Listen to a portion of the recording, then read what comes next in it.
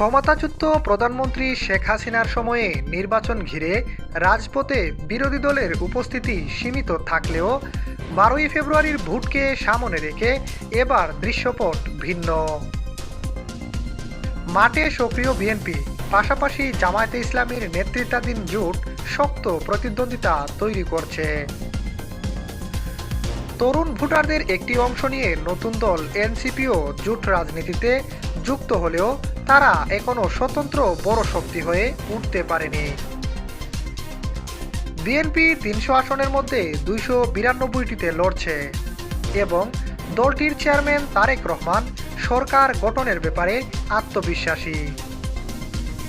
তবে বিশ্লেষকরা বলছেন, উল্লেখযোগ্য সংখ্যক অনির্ধারিত ভোটার এবং জেনজিদের ভোট জামায়াতে ইসলামীকে বিরাট সফলতা এনে দিতে পারে।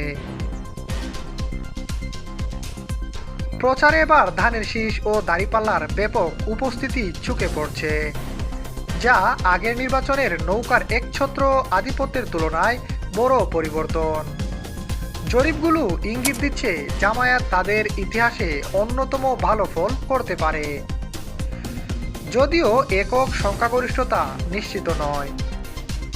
ভোটের ফল শুধু অভ্যন্তরীণ রাজনীতি নয়, বাংলাদেশে চীন ও ভারতের প্রভাবের দিকটিও প্রভাবিত করতে পারে বলে মনে করছেন বিশ্লেষকরা।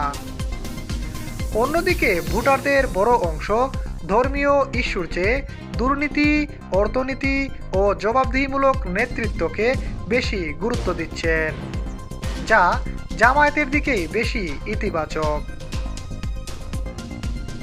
সম্ভাব্য সরকার প্রধান হিসেবে তারেক রহমানকে এগিয়ে রাখা হলেও জোটের সমীকরণ বদলালে ডাক্তার শফিকুর রহমানের নামও আলোচনায় আসতে পারে।